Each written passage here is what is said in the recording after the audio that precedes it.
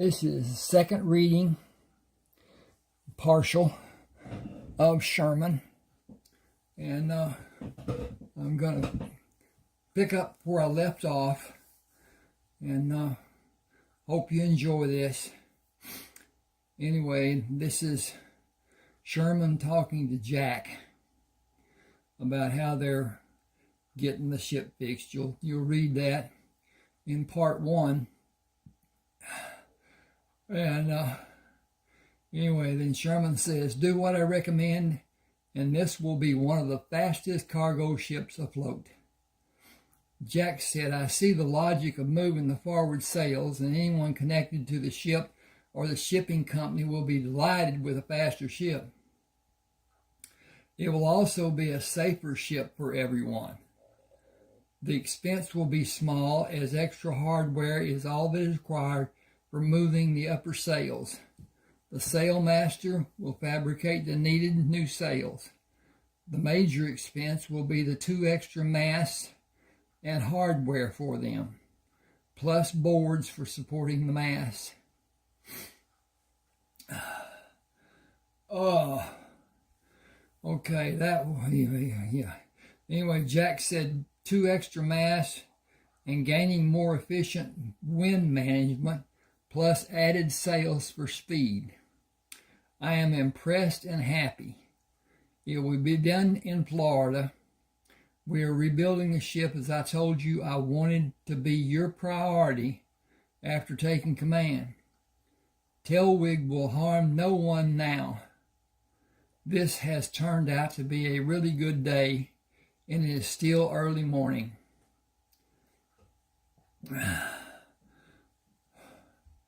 Sherman said, "Heath said the same thing earlier in my quarters. We can continue to have good days by making them be good. If I can make one person's day better, it will be a good day for me." He didn't say for me, he just said good day. Jack said, "We should go down to the deck, as the ship will clear the harbor channel soon, and the crews will drop and set the sails. We will be a hindrance to them." "Okay. Take care as you go down, and do not hurry. No slips by either of us, and it'll be cause to say it is certainly a good day." I gotta move this down, and I didn't get set up to do it on the side. "Sherman, I knew when I spoke to you about taking on this assignment, and you talked about how your father schooled you and Heath about life and duties on a ship, that you were capable even though you were inexperienced. If you were observed by someone not privy to that information, you would be judged to be a seasoned veteran with many years of experience. Joshua Crammer was a very loving man, but he was a stickler for detail, and he required us to not only learn his lessons and explanations, but repeat them and teach them to others with clarity. The memory of learning and the memory of teaching leaves those memories in our minds to draw on forever. I have only followed those lessons as my father taught them, and as I continued teaching them. Remembering and acting on those memories allow me the ability to teach, or for a better word, direct my crew from memories of my father and others instructing me." Excuse me just a second. I need to check on some stuff here. And yeah, it's going, well, it looks like everything's squared around. I've been having a little throat problem, and am still to some degree. And I think it's the time of the year. But at any rate, try to get this going. And got a little peppermint here that might help a little bit. May not be able to speak really well. At any rate, Jack said, "I understand and appreciate that fact. but intelligence cannot be taught. You are a remarkable individual, and I am glad to call you my friend. I pity the person you consider an enemy. I have no enemies here on this deck or anywhere on this ocean. This life will be an adventure every day. We will make it be. We will create the adventure. We will make each day a good day in a positive way. Yes, we can do that, Sherman. But I need to gain more strength. Going up to the lowest sail took almost everything I had. And I'm already sore in places I do not desire anyone to know about. Sherman took Jack's upper arm in his grasp. You must not allow the soreness to dictate your course of action. You and I will come back tomorrow. You and I will come back up tomorrow, but we will relieve the outlets. I got this going on. Anyway, you and I will come back up tomorrow, but we will relieve the lookouts. Climbing there is easier, but you will need to work through the soreness or it will increase in severity. You will be sore tomorrow, but the exercise needed to climb will relieve the muscle ache and add strength. I need to take a reading and check our course. We are far enough from land to navigate in a general direction.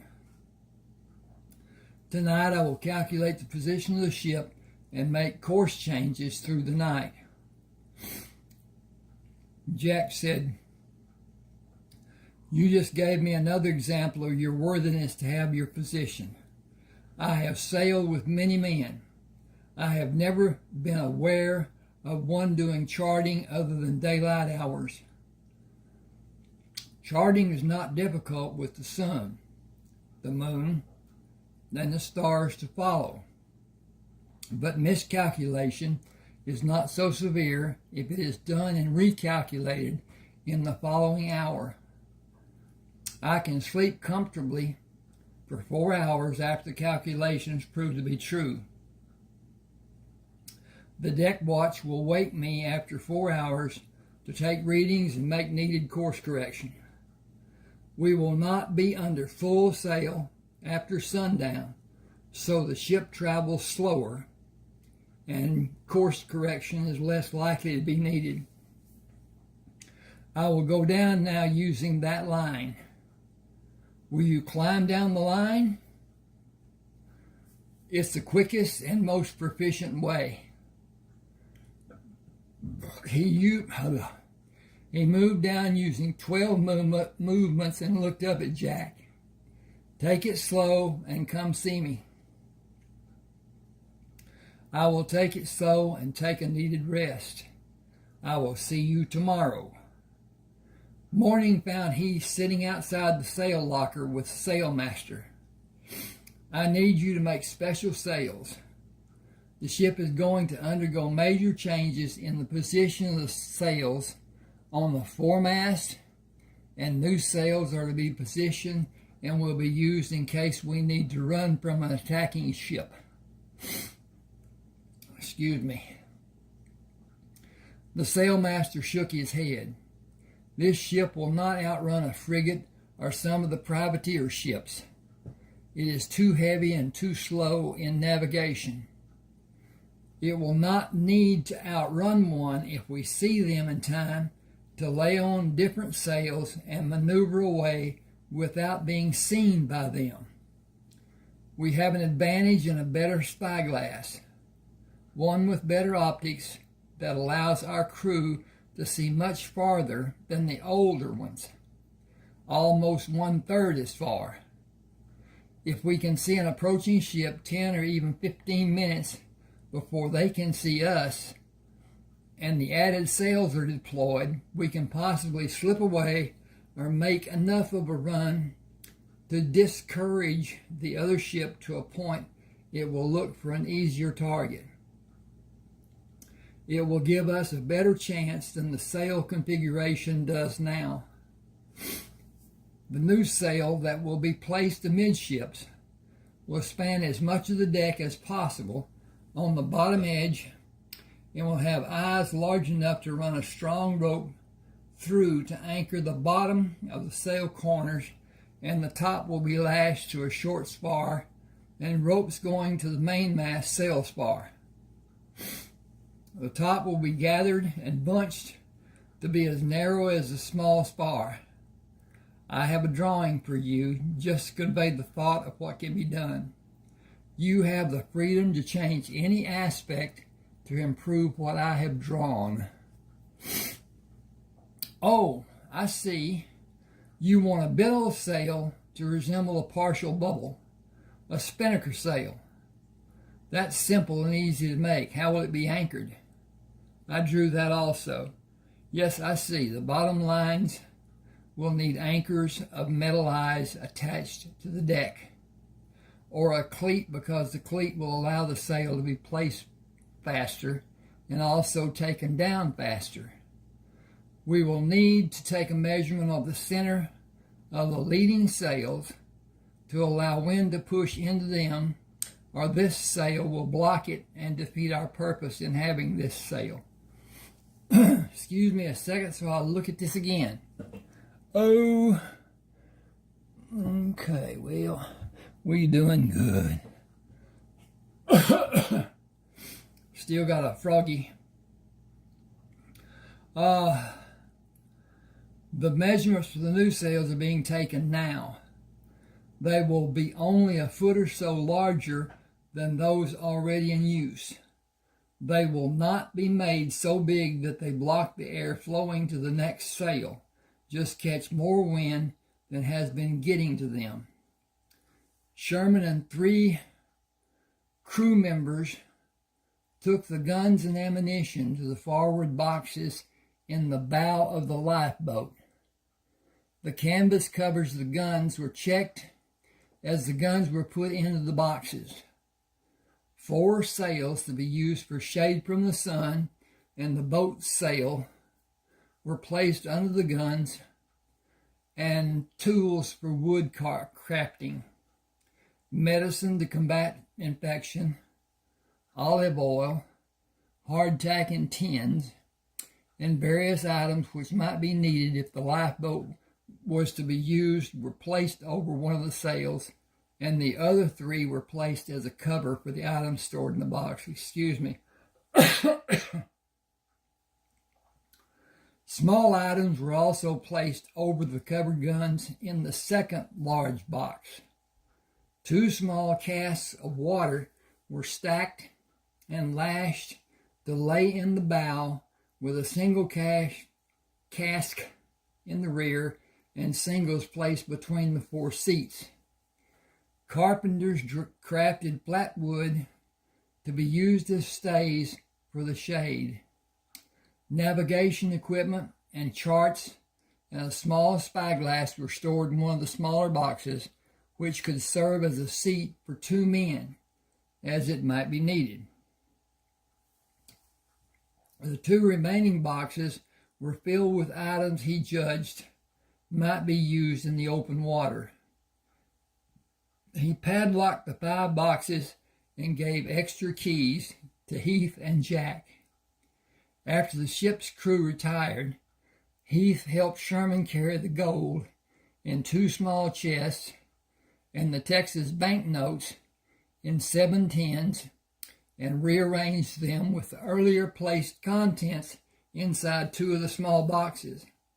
Hot wax was applied to the underside of the lip that closed over the side of the boxes to seal them against moisture, and a canvas was fixed over the boxes using hooks on the side of the boat and metal eyes in rows on the edge of the canvas.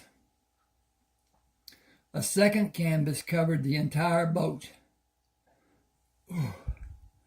Cornish did the required work half-heartedly, and continued bullying men after working hours by challenging them to a box.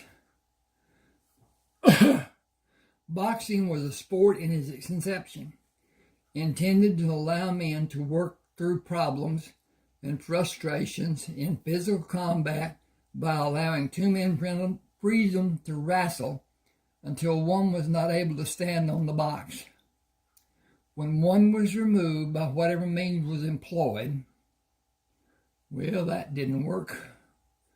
Okay, got to change this page. Dink. The one standing on the box was judged to be the winner, and harm to the loser was never imagined. That pretty much was the one remained standing on the box who remained. Okay. The sport grew until any means was accepted, even using fists to knock an opponent from the box, and the sport gradually moved away from strictly wrestling. The first night Heath stood watch. Shouts of encouragement came from the cold cargo hold. I'm to put two words together there. As watch officer, he moved down the ladder to investigate. Cornish stood on the box after knocking his opponent from standing with him on the crate and chided Heath. "Hey, fatty, knock me off the box if you can." Hollister said, "You can't hit an officer.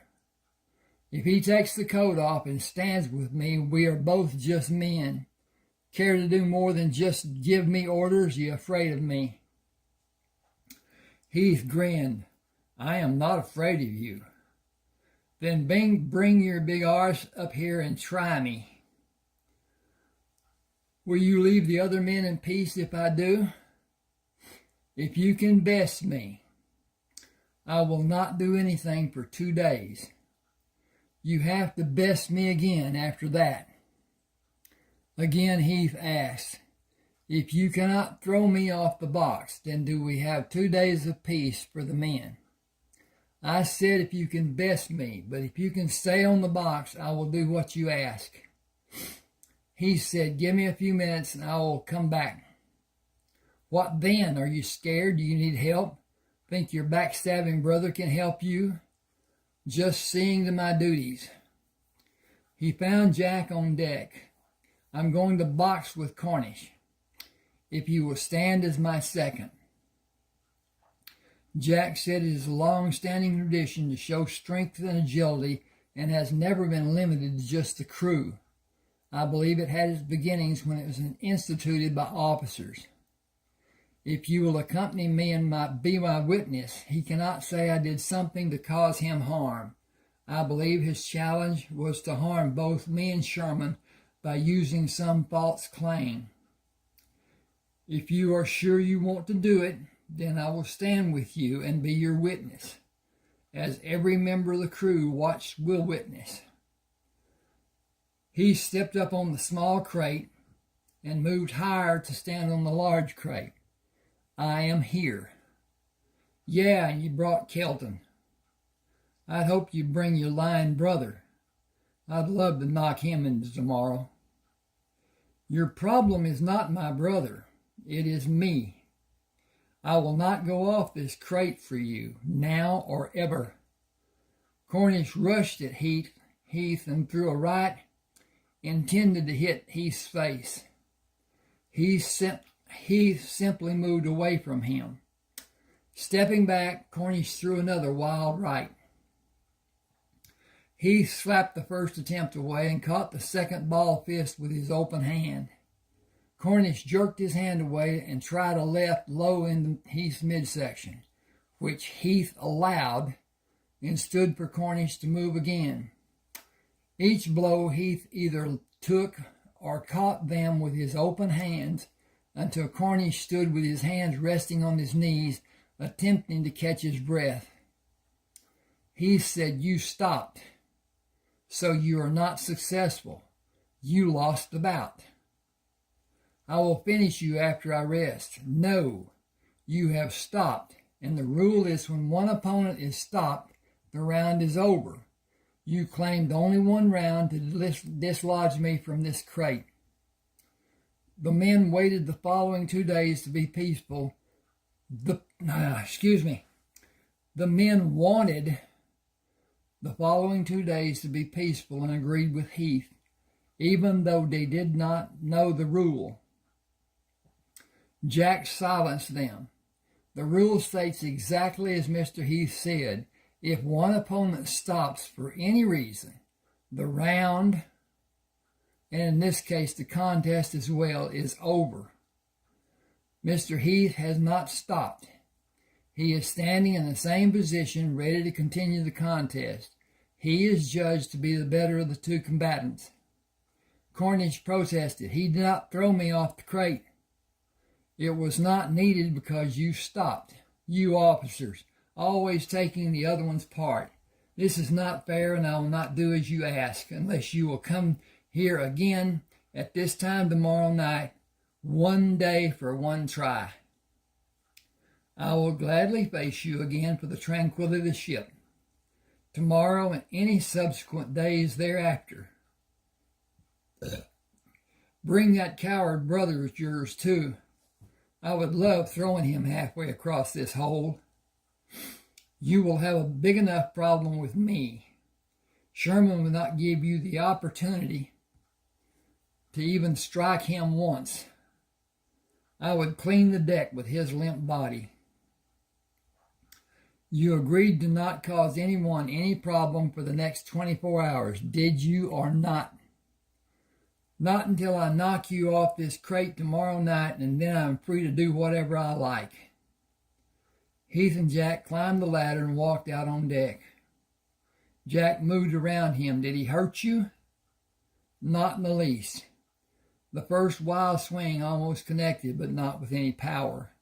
He does not know how to throw a punch using his body. He tried to make me mad by belittling Sherman. From behind, Sherman asked, who was belittling me? Oh, I did not hear you coming. I hate the noise the ship and water make. I cannot feel another's presence. Who?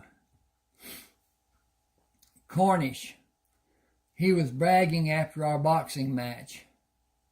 That must have been a hilarious show for you. Sherman, he was right to goad me. He was, back up here. Sorry about this. Sherman, he was trying to goad me into boxing, and he included you. Not a very good attempt on his part. Did he hit you?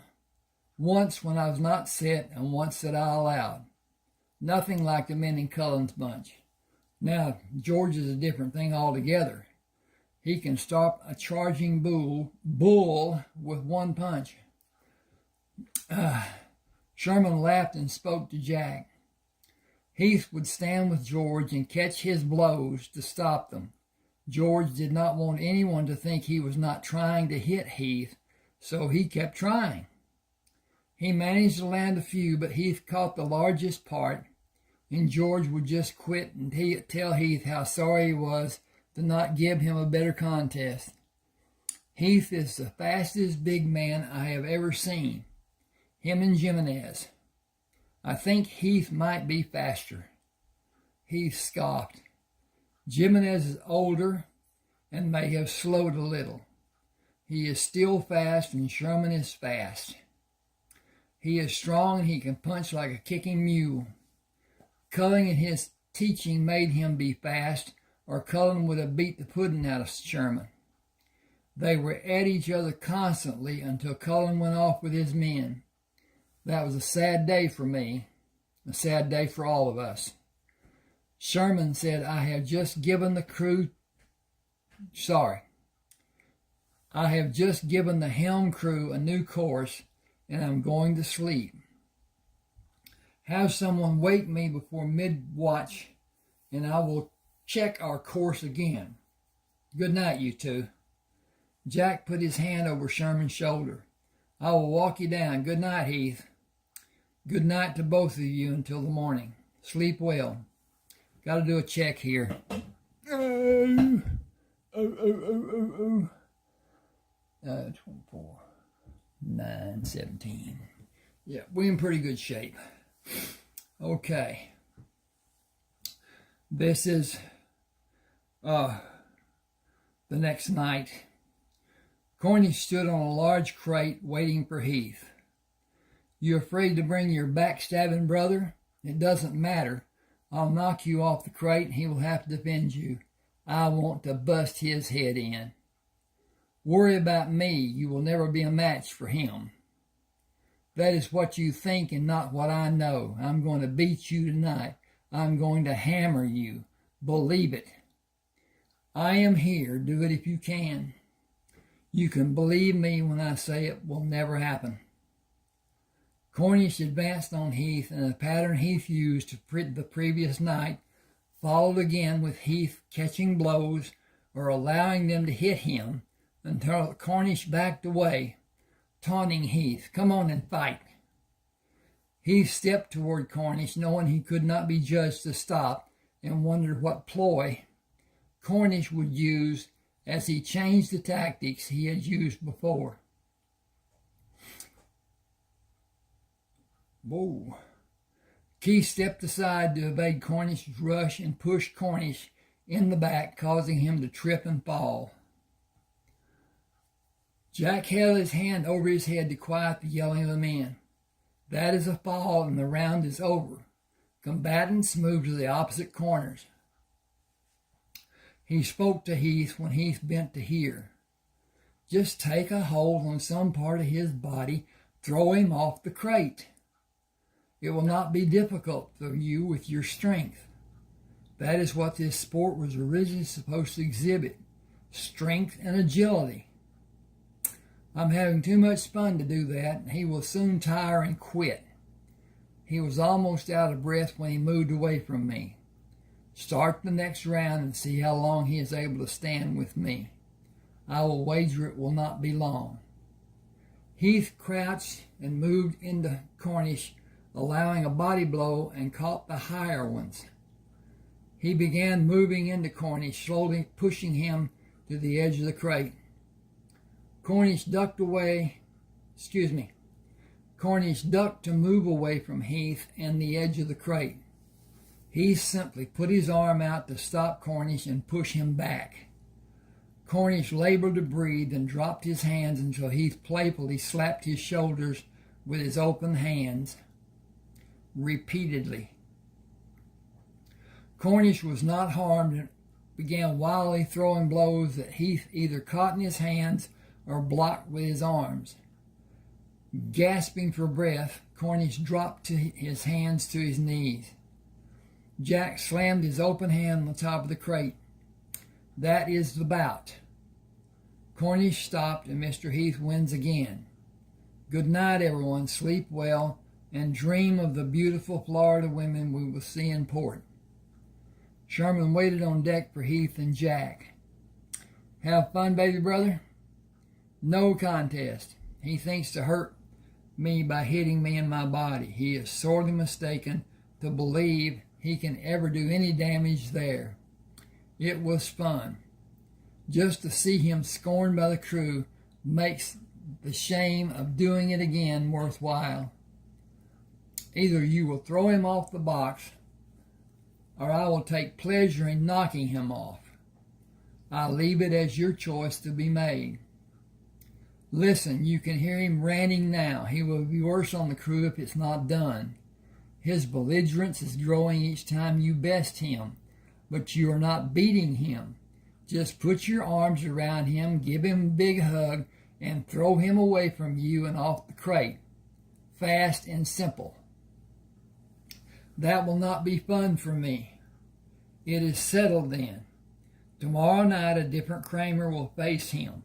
It will be a surprise to all who are there, but I do not want Armbruster alerted and have him interfere. Cornish proudly stood on the crate, leering at the crew, who imagined another show of strength and ability by Heath. His sneer changed to surprise when Sherman led Jack and Heath down the ladder into the cargo bay. You come to watch Fat Boy's show? The crew cheered and applauded when Sherman said, "I came for you." "You came to help me?" "I will not allow you to help me. I don't need you to help me. I came to knock you off the crate. If you will not stop your attacks on the crew, I will stop you tonight without caring for your personal safety." "All right, just what I've been waiting for. Come on, get up here and we will see who stops who." Sherman stepped up on the small crate and stepped up to stand on the larger crate, glaring at Cornish. He advanced on Cornish when Jack signaled. Sherman sidestepped a rush by Cornish, blocked a wild right hand, and smashed Cornish in the left temple with a wicked right hand blow as he clumsily moved by Sherman. Cornish shook his head and moved to meet Sherman as they closed. Sherman laced a left fist into Cornish's face and followed the right to his left eye. Moving to his right, Sherman circled. Moving to his right, Sherman circled and repeatedly threw the right blow to Cornish's left eye, followed by left-hand blows to his head and body, punishing Cornish with each strike. Cornish moved to his left to decrease the exposure of his left eye, only to be stung by a barrage of blows to his face. He dropped into a crouch, preparing to lunge into Sherman and knock him from his feet. Sherman brought a right uppercut from his hip and straightened Cornish to his full height before he could rush. A booming left caught Cornish on his chin, knocking him sprawling off the crate. Landing solidly on his back, his head bounced when it struck the deck. Sherman stepped down from the crate. "I intend to inform Armbruster first thing in the morning of this night's happenings. I need you to go with me, as I believe he'll be more upset than any other time. It has been many times, as I recall, has it not?" Jack agreed. It has been many more times than those times he was carefree and happy. Break. Randall Cornish was breathing normally. His organs were functioning properly, but he did not hear the clamor for Sherman's victory. He did not hear the noise of the crew as it faded when the cargo bay emptied of men who left him alone in the hold. He was completely unaware of his surroundings, was not cognizant of the length of time that elapsed before he regained consciousness. Several minutes passed before he moved, and clarity of thought allowed him to understand he was alone in the Galworth center cargo hold. Slowly he rolled his head from side to side before realizing his sight was limited as he was looking up with his partially opened right eye. His left eye was swollen tightly shut. Moving his feet from the splayed angle, he bumped them together several times and relaxed to allow the tension to diminish. His head hurt, but he was able to move through though badly shaken.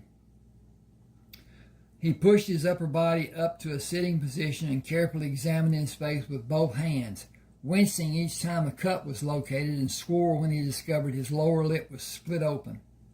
Staggering, he tried to stand, righted himself, and swayed from side to side as he clumsily climbed the ladder leading out of the cargo hold.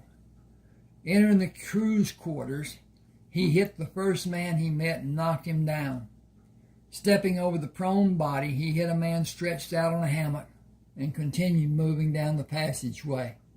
6 men grabbed knives and closed around Cornish, stabbing him.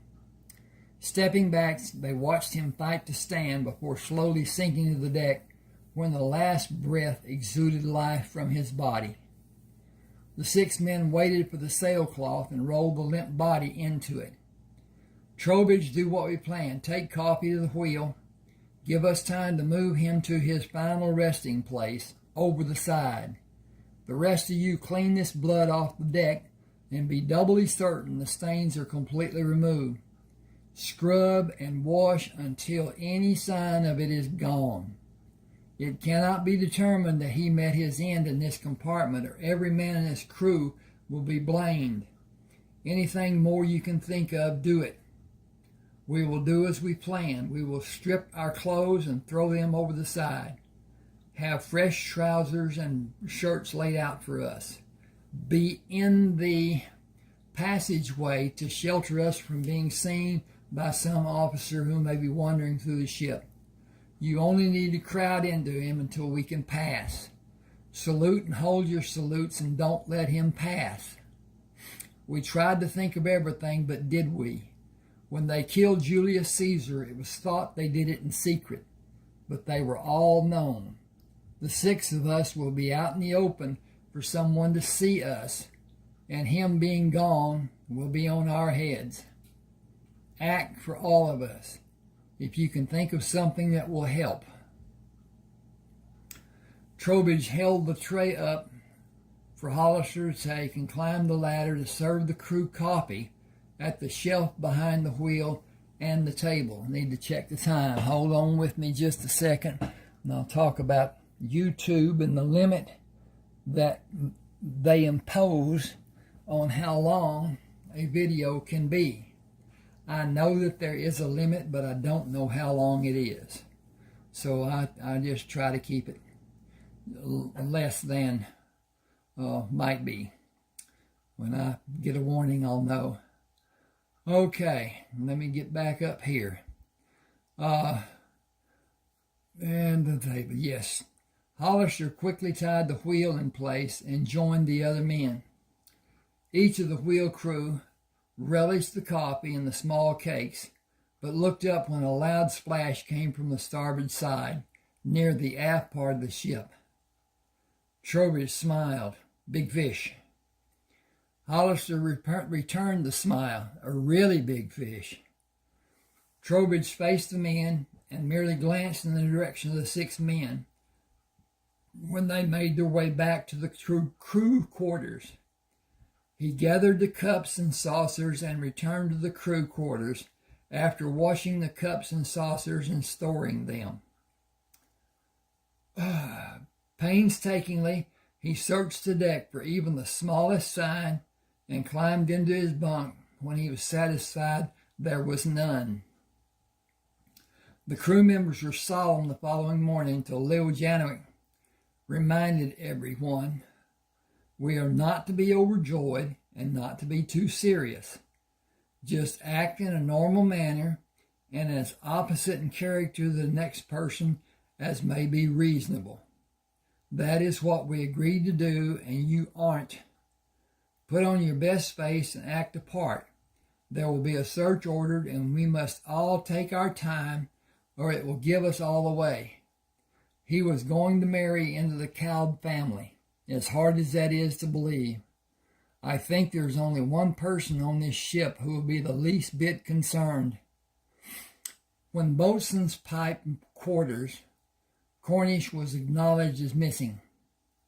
Sherman ordered a ship-wide search for him. Be methodical and thorough, and even look in places you are sure could not hide him. As the men moved away, Jack came down the ladder to stand with Sherman and Heath. I do not believe you will find him. Sherman asked, why do you say that? Do you know something about him? There has been talk of ridding the ship of an unwanted member. I was on the aft deck when a large object was thrown over the side last night. The helm crew was having refreshments and were not looking at the 6 men who moved by them to return to the crew quarters. They were naked, each and every man. It was dark, and I could not see well enough to recognize their faces. I would not tell anyone if I had seen them, but I can think of only one reason 6 crew members would be naked. This ship is an island. We stand above the men as authority figures, but they are the lifeblood of this ship. Whether it is harsh or otherwise, it is the crew's justice to be served, and their right to govern their life and safety. Sherman began moving away from Heath and Jack. Heath, you have the deck. Come with me, Jack, if you please, just as a witness. Entering the crew's quarters, they found 3 men who were overly busy searching for Cornish. This space is secure. Search the rest of the ship. He moved down the passageway and dropped to his knees, removing his knife, and took a sliver of wood from the deck. He stood up and turned it in the sunlight. We have a task to do that I would not wish on a person even as vile as Cornish was. He pushed this crew over the edge and they killed him right here. I will not tell him Armbruster that. I will merely tell him Cornish is missing and has not been found by a complete and thorough search of the entire ship, excluding Armbruster's cabin. I know this crew, and I do not believe an act such as this one committed here last night will ever happen again. I believe the crew decided it was time for Cornish to be stopped before he severely injured someone, and the men prepared themselves for a needed action. I do not believe anyone was assigned to act. The ones closest and in a good position around him did it. The deck was cleaned. It practically sparkled from being so clean. The adjoining boards in this space were obviously not cleaned. Sorry about this. The adjoining boards in this space were obviously not cleaned, and the sides of the clean boards held the evidence. Murder was not committed here last night. An execution, so ordered by each and every man in the crew, was efficiently carried out. Did you see one man this morning who looked either menacing or guilt-ridden? Not a single soul. I observed all of them acting quite normal. Not too happy, not too sad. In fact, I did not see any actions out of normal. We know what happened, but the crew does not seem to know, or maybe they do not care. Or it may be that they don't care. Okay, not maybe as one word. Because their world was made right by actions that would be judged to be wrong. Take the officers out of the equation, and the whole crew that was involved in the action agreed to be a part of an act that could be very bad for them as individuals in a judgment of officers in a court. How could we condemn the whole crew? We certainly cannot run the ship. If all the crew is in the stockade, we cannot run the ship if all the crew is in the stockade. Sherman smiled. Who would cook for them? Returning to the deck, Sherman had the boatswain pipe quarters. I got to quit here a minute, get my composure, and need to check this time again. Yep, it's getting there. At any rate, get back to this. I think my blood sugar's down a little bit. That may be a problem. I've been having that problem for a long time. I am not hyperglycemic. I am hypoglycemic. My blood sugar goes down instead of going up, as in a person with a type 1, type 2 diabetes has. My suffering is not life-threatening to a degree. If I don't take care of it and be able to do something about it, which I do, it could be, I suppose. But at any rate, I'm going to get this together. Okay. He had to pipe to the quarters. Heath, go up to the master's cabin.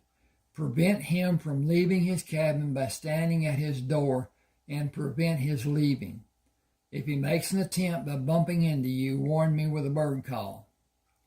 With Heath in position at the door of the master's cabin, Sherman addressed the crew.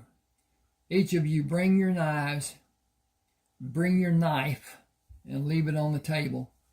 Sherman observed as each man brought his knife, placed it on the table, and moved back to his billet. He picked 4 knives to hold and ordered the crew to retrieve their knives and returned to quarters. 4 crew members remained at the empty table. Standing in front of the crew, he indicated the owners of 4 knives standing in line to retrieve the knives. I know what happened. I know who made it happen, both directly and indirectly. I know who was involved. Every man standing at quarters. There will be no repercussions.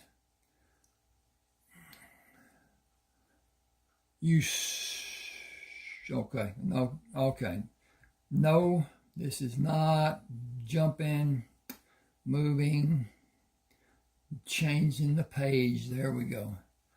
No repercussions, no punishment. I only ask that it never be spoken of when you're away from this ship. I suggest to all of you that if it needs to be spoken of here on the ship, make it as quiet as possible among the whole group of the crew and never spoken about again. I have killed people. It was always done with thought, or it was forced on me and there was no time for thought. If one of you was endangered and threatened by a person, I would act to save you. If it took lethal force, I would act accordingly. I hold no ill will toward anyone because of what was done. Had I been in the midst of you, I would have been aligned with you. That does not mean I condone what was done. As first officer, I'm not allowed to. Enough has been said on the matter. It is over and done. If one of you or one of the others who were actively involved needs to speak to me, you have my permission. Break from quarters and remember Jack Kelton, and I will go to the master's cabin and tell a story neither of us want to tell about Cornish being missing. Remain calm should you hear screaming. We will soften the blow as much as possible. Mr. Heath will have the deck. Look to your officers for instruction.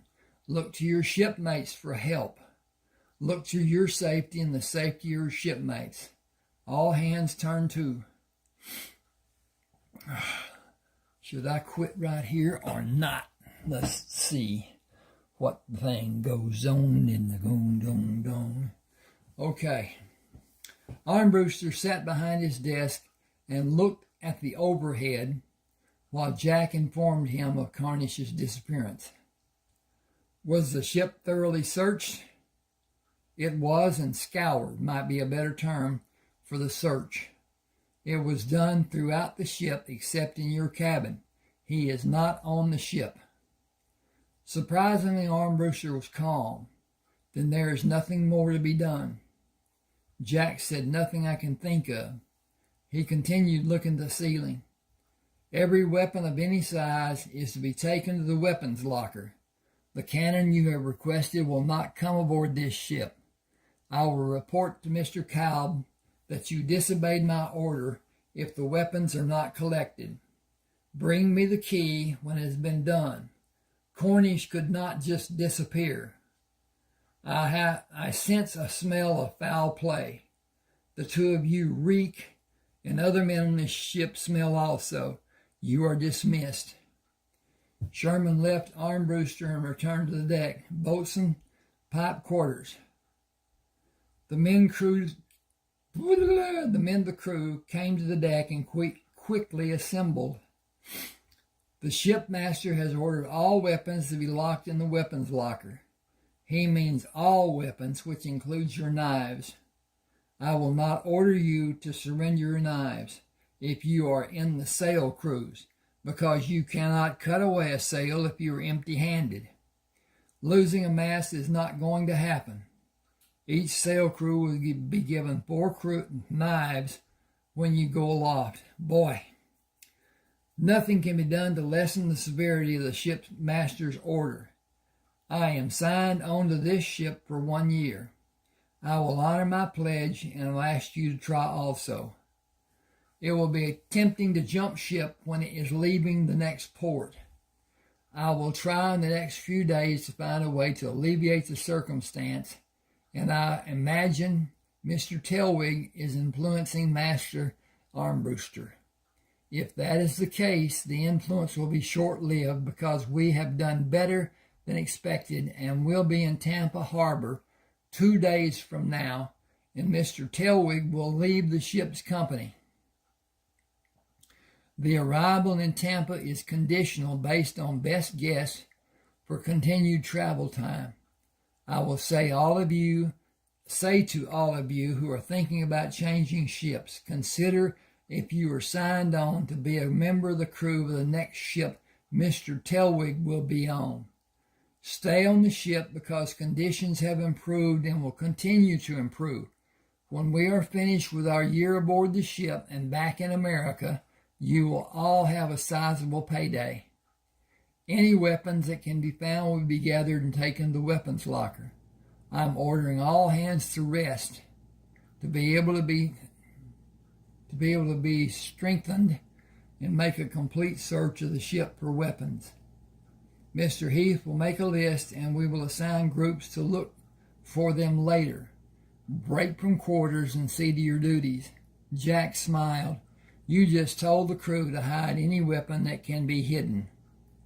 Jack, I am somewhat lost. I do not know if there are weapons on this ship that are not already in the weapons locker.